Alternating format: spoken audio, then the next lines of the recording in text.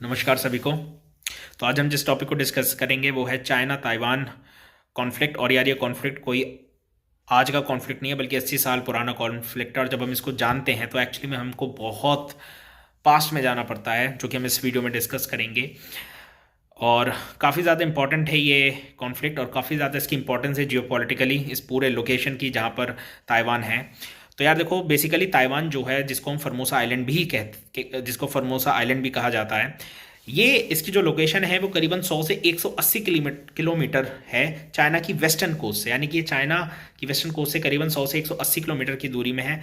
Total इसका area 36,000 square kilometre है। इसके प्रेसिडेंट है लाई चिंग ताई, और पॉपुलेशन है करीबन 2 करोड़ 34 लाख। ठीक है। तेआईपी यहाँ की इसकी इस आइलैंड की कैपिटल है, जो कि नॉर्थ ताइवान में है। और मैंडेरियन चाइनीज़ बेसिकली इस जो मैंडेरियन चाइनीज़ यहाँ की ऑफिशियल भाषा है, सबसे ज़्यादा मोस्टली स्पोकन लैंग्वेज है। और करीबन करीबन 95% एथनिक सिटी जो है वो 95% एथनिक सिटी यहाँ जो है वो हान चाइनीज़ की है। इवन तो चाइना का फुल नेम है रिपब्लिक ऑफ चाइना, ROC। ठीक है। बेसिकली यहाँ लैंग्वेज और कल्चर, लोगों का मतलब lifestyle and everything is main like the China. ठीक है। तो अब यार एक सवाल मन में बनता है कि यार जब इतना कुछ सेम है, भाषा सेम है, आपकी एथनिक सिटी सेम है, एवरीथिंग इज सेम, ही मतलब नाम में रिपब्लिक ऑफ चाइना चाइना है, तो यार मतलब फिर ये व्हाट इज द मतलब फिर ये कॉन्फ्लिक्ट ही क्यों है, मतलब फिर इसे ताइवान भी क्यों कह रहे हैं? अगर आपके दिमाग में भी ये सब डाउट्स हैं तो आज इस वीडियो के बाद क्लियर हो जाएगा, क्योंकि मैं आपको ऐसे एक्सप्लेन करूंगा बिल्कुल बहुत ही इजीली और सिंपली। तो देखो यार, ताइवान को अगर हमें समझना है तो मैंने फिर कहा हमें पास्ट में जाना होगा।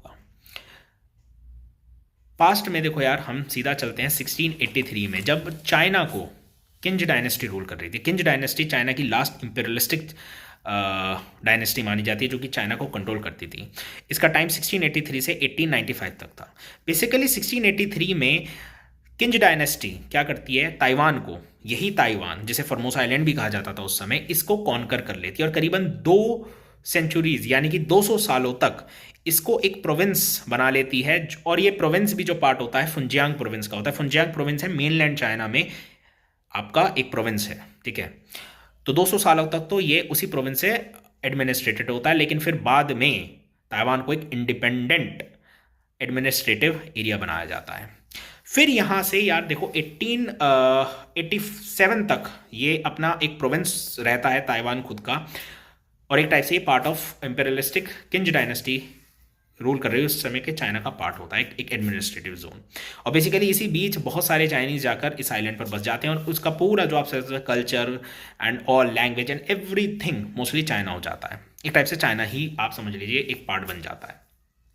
फिर देखो यार, जापानीज रूल, जो जापान का रूल होता है 1895 से 1945 तक, बेसिकली चाइना पर जापान कब्जा कर लेता है। एक टाइप से उसे कॉलोनी बना लेता है। पूरा चाइना बहुत बड़ा था तो पूरे पे नहीं करता, लेकिन हाँ मंचूरियन एरिया और वेस्टर्न चाइना पर बहुत ज़्यादा करता है। जापान ने बेसिकली इसलिए किया था क्योंकि जापान बहुत छोटा देश है, और दूसरी बात उस पर इतने मिनरल्स नहीं थे, तो उनकी नेवी, उनकी आर्मी जाके दूसरे देशों पे कब्जा करती थी, और वहाँ के नेचुरल मिनरल रिसोर्सेज को एक्चुअली अपने कंट्री ले जाया जाता था, because that is important. Natural resources बहुत इंपॉर्टेंट होते हैं किसी भी कंट्री के लिए, और जापान इतना छोटा है कि उस पर ये सब रेयर अर्थ मिनरल्स एंड कुछ नहीं थे, तो उन्होंने चाइना पर कब्जा किया था। और बेसिकली 1895 में जापान डिफीट कर देता है किंज डायनेस्टी को, और ताइवान को एक कॉलोनी बना दिया जाता है। ताइवान और किंज डायनेस्टी ताइवान को हार जाती है, और ये एक कॉलोनी, ताइवान एक कॉलोनी बन के रहता है जापान की फॉर नेक्स्ट 50 ईयर्स।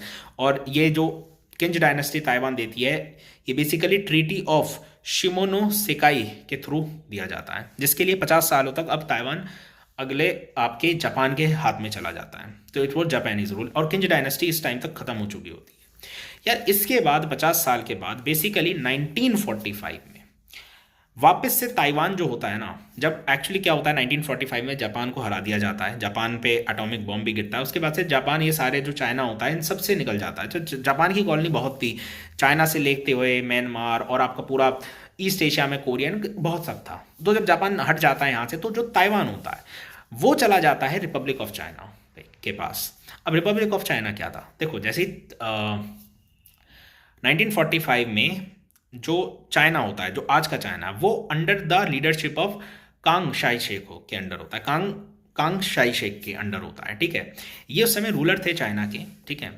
1945 में ताइवान भी इस टाइप पे रिपब्लिक ऑफ चाइना का पार्ट बनता है। जो कांग शाई शेख थे वो एक डेमोक्रेटिक थे, उनके अंडर चाइना एक नेशनलिस्टिक डेमोक्रेटिक स्टेट था, ठीक है, यानी कि डेमोक्रेसी थी वहां पर। तो बेसिकली ताइवान उस समय चाइना का पार्ट बन जाता है। और इस समय मैंने आपको बताया कि इस समय तक चाइना की ताइवान की population and all culture language सब कुछ चाइना हो गया था, सब कुछ एक्चुअली चाइनीज हो गया था। तो फिर ये विवाद कैसे बना कि ये अलग हो गया? देखो यार, यहीं आपको रिपब्लिक ऑफ चाइना को याद रखना है, क्योंकि आगे जाके आपको इंपॉर्टेंस पता चलेगी इस वर्ड की। देखो, कांग शाई शेख जो थे वो बेसिकली डेमोक्रेसी के साथ थे, वो डेमोक्रेटिक चाइना में बिलीव करते थे। और 1945 में रिपब्लिक ऑफ चाइना स्टैब्लिश्ड हुआ था। उस टाइम पे चाइना आज जितना बड़ा नहीं था, ताइवान उसके पास था, और आप समझ लो एक मेनलैंड चाइना था जो चाइनीज कल्चर था। बेसिकली तिब्बत और शिनजियांग ये सब अभी इस टाइम पर चाइना के पास नहीं थे, ठीक है। और बेसिकली चाइनीज सिविलाइजेशन भी मानी जाती है कि यहीं तक ही स्टैब्लिश थी, मतलब इस पूरे एरिया में जितना चाइना होना चाहिए था उतना था। लेकिन देखो होता क्या है, 1945 से ही ना चाइना में सिविल वॉर हो जाता है। अब ये सिविल वॉर जो होता है ना, ये बेसिकली कम्युनिस्ट द्वारा शुरू किया जाता है। कम्युनिस्ट जो थे वो चाहते थे कि भाई चाइना में जो है वो रिपब्लिक ऑफ चाइना एक्चुअली में backed up by United states है, और वहाँ पर एक्चुअली चाइनीज लोगों को इतनी इंपॉर्टेंस नहीं है। और बेसिकली कांग शाई शेख जो है वो एक तरीके के आप समझ लीजिए रूलर हैं जो कि प्रो वेस्टर्न है। तो ऐसे में चाइना को गवर्न करना बहुत टफ रहेगा, क्योंकि चाइना अपने आप में मतलब चाइनीज में एक बिलीफ था कि भाई we are a superior culture. और जो कम्युनिस्ट रेवोल्यूशन था, देखो वो लीड कर रहे थे उस टाइम पे माओ जेडोंग। माओ जेडोंग जो थे वो आगे जाके मैं आपको बताऊंगा पीपल्स रिपब्लिक ऑफ चाइना के स्टैब्लिशर बनते हैं, वो फॉर्म करते हैं। ये रेवोल्यूशन माओ जेडोंग कर रहे थे। वो कहते थे कि भाई देखो चाइना में तो होनी चाहिए कम्युनिस्ट सरकार, कम्युनिज्म ही चाइना को सेव कर सकता है, क्योंकि चाइना है एक काफ़ी गरीब देश और गरीबी में कम्युनिज्म बेस्ट रहेगा, डेमोक्रेसी में तो सिर्फ कांग शाई शेख और उनका परिवारवाद ही ऐसे राज करेगा। अब देखो यार था क्या, शुरुआत में तो जब आपका जापान जापान जब कॉलोनीज बना रखी थी चाइना में, तो देखो जापान क्या था ना, जापान बहुत ज़्यादा चाइनीज़ लोगों को परसिक्यूट कर रहा था उस टाइम पे। कांग शाई शेख और माओ जेडोंग यानी कि डेमोक्रेट्स और कम्युनिस्ट एक साथ लड़े थे जापान के अगेंस्ट, कि ये सोचते कि यार हम बाद में सोचेंगे कौन सा चाइना बनेगा और कौन सा डेमोक्रेटिक चाइना होगा, कम्युनिस्ट चाइना होगा, लेकिन पहले हमें जापान को हराना है। वो एक टाइप का एक यूनिटी दिखाई। अब जब ये यूनिटी हो गई 1945 में जापान चला गया। अब जब चाइना में ये दो party actually Kong Kai Sheikh की नेशनलिस्टिक पार्टी रही, तो अब कम्युनिस्टों ने एक आप समझिए बेसिकली उन्होंने कहना शुरू किया कि भाई देखो हमें चाइना में कम्युनिज्म लाना है, communism can only save the China. क्योंकि चाइनीज पीपल बहुत आप समझ लो कि इस रूलिंग के बाद इतने समय के बाद जापान और मतलब इतनी बुरी हालत हो गई थी कि वहाँ पर एक्चुअली में एग्रीकल्चर भी कुछ ही लोग कर पा रहे थे, लैंडलॉर्ड्स ही करवाते थे मेनली। और मतलब चाइना बहुत गरीब हो चुका था तब, जो सिविलाइजेशन उसे पावर कहा जाता था, ट्रेडिंग एंड ऑल, वो सारी पावर चाइना की खत्म हो गई थी। यहाँ पर देखो जो कम्युनिस्ट थे माओ जेडोंग, अभी कम्युनिस्ट को भी धीरे धीरे, क्योंकि कांग शाई शेख का तो मेन पूरा रूल था, तो जो उनकी पार्टी थी और बेसिकली उनके अंडर जो आर्मी थी वो बहुत ज़्यादा समझ लो आप कम्युनिस्ट को मारने लगी थी बेसिकली। तो बेसिकली क्या हुआ, कम्युनिस्ट लोग समझ गए कि यार देखो हमें बेसिकली अगर जीतना है तो इतना ईजी तो नहीं होगा। देखो यहाँ पर उन्होंने क्या किया, बेसिकली अर्बन एरियाज़ को छोड़कर वो रूरल एरियाज़ में गए माओ जेडोंग के अंडर, ठीक है। कम्युनिस्ट पार्टी ने अपने आप को रूरल एरियाज में बहुत ज़्यादा आप कह सकते हो जिसे कहते हैं ना टाइट कर लिया था। मतलब रूरल एरियाज में बहुत ज़्यादा मतलब लोग मानने लगे थे भाई कम्युनिस्ट बचा सकते हैं धीरे धीरे, और एकदम नहीं हुआ, धीरे धीरे करीबन 4 साल का ये मेहनत थी उनकी पूरे तरीके से माना जाता है कि कम्युनिस्ट गवर्नमेंट ने पूरी लैंड जिसे कहते हैं ना धरातल पर अपने आप को बहुत मजबूत कर लिया था रूरल एरियाज में, यानी कि गाँव इन सब में, ठीक है। तो धीरे धीरे क्या हुआ, उनके साथ पीजेंट्स, लेबर वर्कर्स और जितने भी फार्मर्स थे सब कम्युनिस्ट सरकार के साथ हो गए। और धीरे धीरे देखते देखते जो कांग शाई शेख का चाइना था बेसिकली जो उन्हें लग रहा था पूरा उनका, धीरे धीरे सारा आप समझ लो सिस्टम जो था कैप्चर करना शुरू किया कम्युनिस्ट के साथ खूब लोग जुड़े। क्योंकि मैं फिर कह रहा हूँ चाइना में बहुत गरीबी थी, पीजेंट्स की बुरी हालत थी, फार्मिंग के लिए लैंड नहीं थी, लैंड ओनर्स थे। कम्युनिस्ट को एक बहुत बड़ा सपोर्ट मिल गया और यही माना जाता है रीज़न था कम्युनिस्ट का जीत जाना। और फिर 1949 आते आते कम्युनिस्ट पूरा टेक ओवर कर लेते हैं पूरी तरीके से चाइना पर। और फिर कांग शाई शेख को समझ आ जाता है कि भैया अब हम नहीं जीत सकते हैं हमारा। तो वो क्या करते हैं बेसिकली तुरंत अपने कुछ जनरल्स के साथ और काफ़ी ज़्यादा कैश ले जाते हैं अपने साथ जो भी उनका इंपॉर्टेंट होता है, वो यहाँ से जाके सीधा ताइवान चले जाते हैं। ये देखो ताइवान वही है जो अभी इससे पहले हम first part of the video में डिस्कस कर रहे थे। और वहाँ पर ताइवान में वो एक टाइप से भाग जाते हैं देश छोड़कर, और ताइवान में जाके अपनी एक टेम्परेरी गवर्नमेंट बनाते हैं, रिपब्लिक ऑफ चाइना, ठीक है, रिपब्लिक ऑफ चाइना। और यहाँ पर जो मेनलैंड चाइना होता है, देखो वो कंट्रोल में चला जाता है माओ जेडोंग के। माओ जेडोंग वहाँ पर लीडर बनते हैं, लीडर क्या, डिक्टेटर कहा जाता है। 1949 से 1976 तक वो रूलर रहते हैं चाइना के, ठीक है। और यहाँ पर कांगशाई शेख भी ताइवान में जाके अपनी गवर्नमेंट सेटअप करते हैं, एक टेम्परेरी गवर्नमेंट बनाते हैं पूरी तरीके से, because Taiwan was an island, और रिपब्लिक ऑफ चाइना यहाँ पर स्टैब्लिश कर देते हैं ताइवान में। और मेनलैंड चाइना में स्टैब्लिश हो जाता है PRC, people's republic of China. People's republic of China किसके द्वारा स्टैब्लिश, माओ जेडोंग। और यहाँ पर रिपब्लिक ऑफ चाइना ताइवान में कौन स्टैब्लिश करता है, कांगशाई शेख के बारे में। अब होता क्या है कि वर्ल्ड में दो चाइना उभर जाते हैं। अभी तक जो एक चाइना चल रहा था सालों से, हजारों सालों से, अब दो चाइना बन जाते हैं। एक होता है PRC, people's republic of China, एक होता है आरओसी, रिपब्लिक ऑफ चाइना। देखो अमेरिका तो क्लियरली एक चीज रखता है कि रिपब्लिक ऑफ चाइना या कि कांगशाई शेख जो ताइवान में, वो रियल चाइना है। बाकी वो कहते हैं मेनलैंड चाइना तो भैया कम्युनिस्टों ने कैप्चर किया है। सोवियत, आप जान सकते हो यार, सोवियत कम्युनिस्ट ब्लॉक था, वो republic of, people's republic of China को, माओ जेडोंग के चाइना को मान्यता देता है, और ताइवान को कहता है कि भाई ये तो it is not the part, ये चाइना का पार्ट है, ये कोई चाइना नहीं है। और अमेरिका कहा जाता था डेमोक्रेटिक था, इसलिए वो जो होता है आपका रिपब्लिक ऑफ चाइना को मेन चाइना मानता है।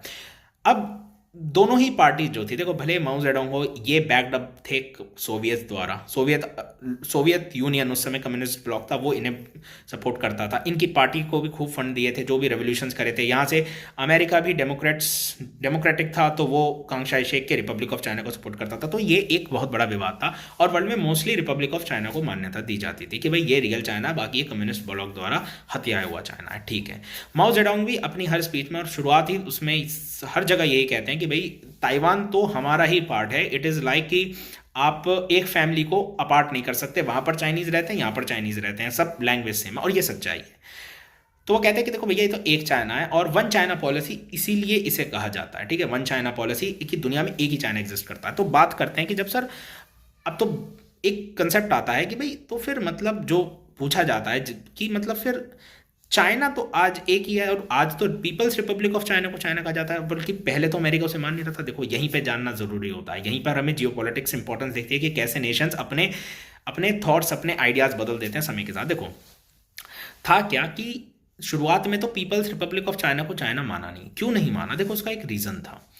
अमेरिका शुरुआत से देख रहा था कि ये तो कम्युनिस्ट ब्लॉक है, अगर इसे मान्यता दी तो अब दुनिया में कम्युनिज्म और तेजी से स्प्रेड होगा। आइडियोलॉजिकल वॉर्स तब लड़े जाते थे, आइडियोलॉजी मेन थी। आज के टाइम में फिर भी आइडियोलॉजी इतनी मेन नहीं रही। आज तो आउटपुट चाहिए, इकोनॉमिक ग्रोथ चाहिए, हमें एम्प्लॉयमेंट रेट चाहिए, पर उस समय ऐसा नहीं था। होता क्या है कि देखो धीरे धीरे, जब वो रिपब्लिक ऑफ चाइना को तो अमेरिका मानता है, लेकिन होता क्या है कि धीरे धीरे चाइना तो शुरुआत में जब पीपल्स रिपब्लिक ऑफ चाइना बना तो भी गरीबी थी, उसके बाद भी ऐसा नहीं हुआ कि कम्युनिस्ट एकदम से चेंज ले आए। लेकिन होता क्या है कि धीरे धीरे सोवियत बहुत तेजी से एक्सपेंड करता है, वो ईस्टर्न यूरोप की तरफ एक्सपेंड करते जाते हैं। चाइना को, अमेरिका को डर था कि कहीं ऐसा ना हो कि जब तक अगर हम पीपल्स रिपब्लिक ऑफ चाइना को मान्यता नहीं देंगे, तब तक हम उन्हें नहीं मानेंगे रियल चाइना, तो वो तो एंटी अमेरिकन रहेंगे, वो तो अमेरिका के अगेंस्ट ही चाहेंगे। लेकिन अगर बेसिकली 1970s में अमेरिका को लगने लगा कि भाई देखो ऐसा है, ये दो चाइना सिस्टम में तो हमें एक्चुअली मेन, अगर अपने इन्फ्लुएंस में लाना तो हमें तो मेनलैंड चाइना लाना है, बड़ा वाला चाइना में लाना है, पीपल्स रिपब्लिक ऑफ चाइना। और 1979 1 जनवरी को निक्सन, अमेरिकन प्रेसिडेंट, मान जाते हैं कि भैया आपका जो पीपल्स रिपब्लिक ऑफ चाइना है वही मेन चाइना है। और ये एक बहुत बड़ी जीत होती है कम्युनिस्ट चाइना की, क्योंकि निक्सन मानते थे कि देखो अगर हमने पीपल्स रिपब्लिक ऑफ चाइना को मान्यता नहीं दी तो धीरे धीरे वहाँ पर भी सेंटिमेंट एंटी अमेरिकन होगा, और धीरे धीरे वो हमारे अगेंस्ट काम करेंगे। बट अगर हम उनको मान्यता दे देंगे बेसिकली, तो इससे क्या होगा कि हम उनकी पॉलिटिक्स में अंदर घुस सकेंगे, क्योंकि उस टाइम पे सोवियत बहुत बड़ा था। उन्हें लगा कि अगर अमेरिका सोवियत का एलाई बन गया तो एक्चुअली में एशिया में एक बहुत बड़ा ब्लॉक बन जाएगा। और देखिए यह वो भी नहीं जानते थे कि और 50 साल बाद, यानी कि आज के टाइम में ही चाइना जो मेन कम्युनिस्ट है वो अमेरिका का सबसे बड़ा दुश्मन है। तो this is called geopolitics. Time का पता नहीं चलता कैसे कैसे, उस समय उन्हें लगा कि नहीं मान्यता देनी चाहिए, और आज के टाइम पर आप देखिए तो जब मान्यता दे दी तो पीपल्स रिपब्लिक ऑफ चाइना को तो बहुत अच्छा लगा, भैया चलो ठीक है, मजे आ गए, कम्युनिस्ट चाइना को अब आप रियल चाइना मानते हैं। लेकिन आरओसी, रिपब्लिक ऑफ चाइना, यानी कि ताइवान, उस समय बहुत ज़्यादा आप कह सकते हैं मतलब देवर लाइक कि भाई तो अमेरिका ने धोखा कर दिया हमारे साथ, इतने सालों तक आप हमें मान्यता देते रहे। तो उन्होंने कहा कि देखो यार, आप पॉपुलेशन साइज में बहुत छोटे हो, हम मतलब we cannot ignore that big China, और फिर भी ताइवान के साथ उन्होंने एक चीज़ करी, देखो basically Taiwan as a country आज तक बड़ा कंट्रोवर्सी, आप कह सकते हो हाँ भी ना भी। चाइना ने हमेशा से ताइवान को कभी कंट्री डिक्लेयर नहीं किया है, और क्योंकि वो आज यूएन में परमानेंट मेंबर है, तो जहाँ पर भी कोई वोटिंग होती है उसके मतलब उसके सपोर्ट में कि कंट्री है, तो वो वीटो कर देता है। अमेरिका एंड यूके आप समझ सकते हो कि यही कंट्रीज हैं। तो थोड़े बहुत आपका जापान है जो कि ताइवान को एक कंट्री मानता है ना, उसका आज भी एक कंट्री होना अपने आप में काफ़ी डिबेटेबल चीज़ है। येस और नो में ये जवाब एकदम नहीं मिलता है हमें, ठीक है, बट ताइवानीज लोग मानते हैं कि हमें कंट्री है। अब मैं आपको बताता हूँ लेकिन हुआ क्या, देखो जब 1979 में अमेरिका ने रिपब्लिक ऑफ चाइना को चाइना नहीं माना, पीआरसी को चाइना मान लिया, मतलब चाइना अब मेनलैंड चाइना मान लिया, तब उन्होंने उनके साथ एक ट्रीटी भी साइन करी। उन्होंने कहा कि भाई देखिए हम आपको अकेले तो नहीं छोड़ेंगे ताइवान, हम आपकी प्रोटेक्शन करेंगे। और अमेरिका ने इंटरनेशनल लॉ के तहत ताइवान रिलेशन एक्ट बनाया कि हमारी आर्मी हमेशा आपके साथ रहेगी, हमारी नेवी जो रहेगी वो आपके साथ रहेगी, और basically we will protect you, हम आपको इन्वेजन नहीं करने देंगे। अमेरिका ने पहले साफ किया मेनलैंड चाइना कि भाई आप इन्हें इन्वेड नहीं कर सकते, इनका भी अपना राइट है, अपना एग्जिस्टेंस है। ये हुई बात, ठीक है, चाइना तब मान गया। फिर भी उनके लीडर्स, उनके प्रेसिडेंट्स हमेशा कहते थे भाई ये तो हमारा एक अभिन्न हिस्सा है ताइवान। अब हम इसको आज के कंटेक्स्ट में देखते हैं, हम ग्रोथ देखते हैं दोनों कंट्रीज़ की। चाइना की ग्रोथ अगर बात की जाए तो एक टाइम पे वो था 1980s का एक काफ़ी आप कह सकते हो काफ़ी फीके, मतलब काफ़ी फीका दौर था वो चाइना का, बहुत ही ज़्यादा प्रोग्रेस नहीं थी, कुछ नहीं थी। अमेरिका जो मतलब एक सुपीरियर था, आप उसमें कह ही नहीं सकते कि चाइना कुछ था। लेकिन फिर चाइना धीरे धीरे 1979 के बाद अपनी इकोनॉमी, अपने मार्केट्स को खोलता है। डेंग शाओपिंग को वहाँ का मॉडर्न आर्किटेक्चर ऑफ चाइना कहा जाता है, और धीरे धीरे चाइना एक मैसिव तरीके से बहुत बहुत प्रोग्रेस कर लेता है अपने आप को। एक आज के टाइम पे तो उसे सुपर पावर कहा जाता है, इन फ्यूचर कहा जाता है that it will overtake America in the fields of technology and all, ठीक है। अब बात करते हैं ताइवान की, तो ताइवान का क्या हुआ, एंड ताइवान ने भी बहुत ही गजब प्रोग्रेस करी। उसका साइज़, उसकी लोकेशंस इतनी ऐसी थी, फिर भी वो एक एग्रीकेरियन यानी कि एग्रीकल्चर सोसाइटी से बनकर आज के टाइम पे इकोनॉमिक टेक्निकल और एक टेक्निकल सुपर पावर कंट्री बना है। सेमीकंडक्टर्स में उसने सबसे ज़्यादा, आप समझ सकते हो कि मतलब कितना छोटा है ताइवान, 36,000 स्क्वायर किलोमीटर मैंने आपको बताया। बेसिकली ताइवान भी एक एग्रीगेरियन सोसाइटी को रिजेक्ट कर एक इकोनॉमिक मिराकल करता है सेमीकंडक्टर्स की फील्ड में।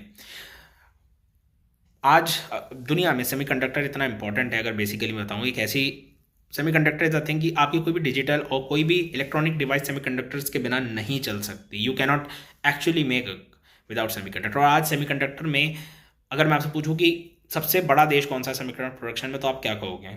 चाइना, ताइवान, मतलब अभी तो बात इनकी चल रही है तो बेसिकली, बट ताइवान है जो 63% ऑफ सेमीकंडक्टर प्रोड्यूस करता है। उसके बाद अमेरिका, उसके बाद आपका जापान एंड उसके बाद चाइना 9% प्रोड्यूस करता है। तो बेसिकली इलेक्ट्रॉनिकली इकोनॉमिकली उसकी बहुत वैल्यू है, ठीक है। और यही चीज़ है जो उसे आप समझ लो एक सुपर पावर देश तो मैं कह नहीं सकता, आइलैंड बना देती है। और ऐसा इंपॉर्टेंस उसकी सिग्निफिकेंट ये है कि मतलब सेमीकंडक्टर की वजह से Taiwan is considered an economic miracle. ये रियलिटी है, आप इसको सर्च भी करके देख सकते हो। 63% वो लोग प्रोड्यूस करते हैं।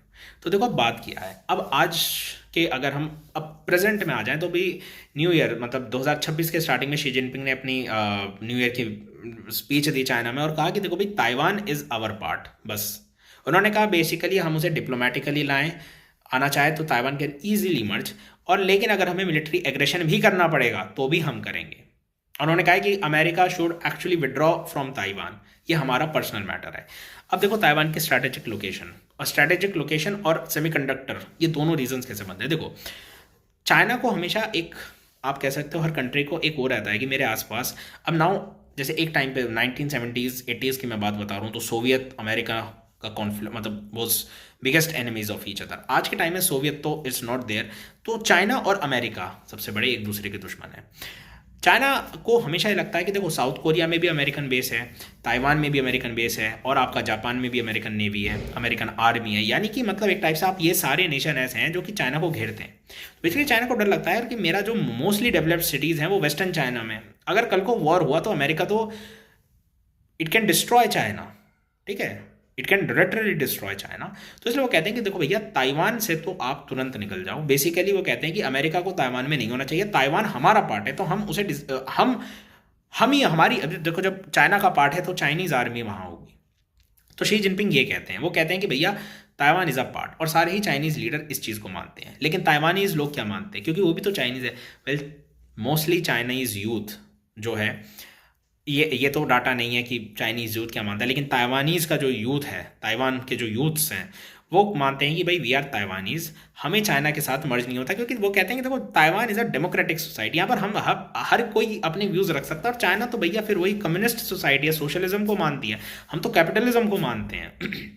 We believe in business, China नहीं मानता उस चीज़ में, हम सबको राइट्स देते हैं।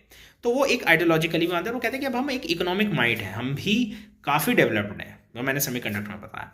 चाइना, देखो चाइना इस चीज़ को तो लेना चाहता है। दूसरी बात है, अमेरिका को डर क्यों लगता है कि अगर चाइना ताइवान ले लेगा, तो देखो एक स्ट्रैटेजिक पॉइंट पर है ताइवान, जहाँ से इंटरनेशनल ट्रेड रूट सिक्योरिटी निकलती है। अगर वो चाइना के हाथ में चला जाता है तो बेसिकली अमेरिका, जो अमेरिका इन्फ्लुएंस चाहता है पैसिफिक ओशन में बनाना, that would be much more dangerous for America. फिर वो अमेरिका, आप समझ लो, भूल सकता है धीरे धीरे।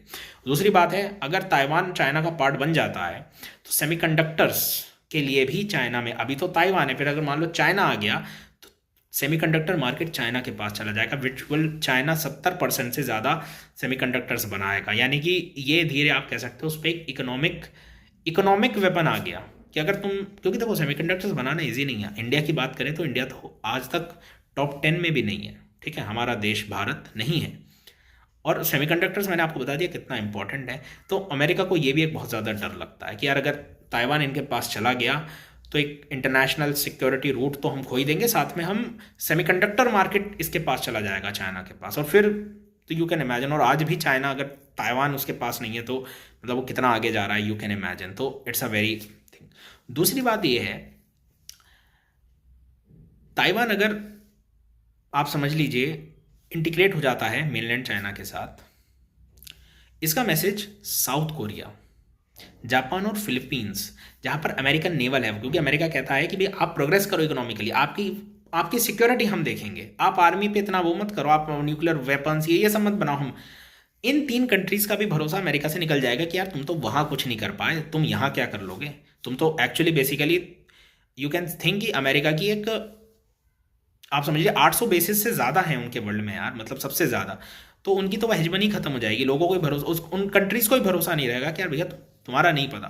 तो ये रीज़न है बेसिकली ताइवान चाइना का फुल कॉन्फ्लिक्ट। इसमें देखिए रीजंस हमने बताए, इकोनॉमिक रीजंस हैं, ठीक है। दूसरा बात है स्ट्रेटेजिक सिक्योरिटी रूट है, और एक तीसरा है आप पर एक भरोसा होना, फिर अमेरिका पे भरोसा ही नहीं रहेगा। तो ये 3 आप समझ लीजिए मेन चीज़ें मैंने इसमें बताई हैं, ठीक है।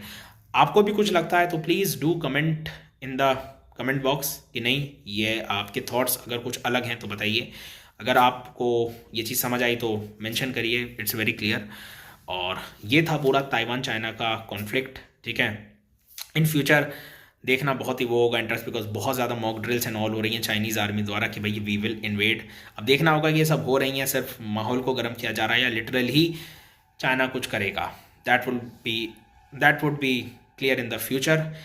वेल, ये था होल टॉपिक। आई होप आपको ये अच्छा लगा हो तो please do comment in the section कि हमें अच्छा लगा, कुछ व्यूज़ अपने देने हो तो दीजिएगा, और कोई टॉपिक आप चाहते हो तो प्लीज़ बताइएगा। And like, share and subscribe, this gives an immense motivation जो कि वीडियोज़ बना रहा है, please. So that is all for today. नमस्कार।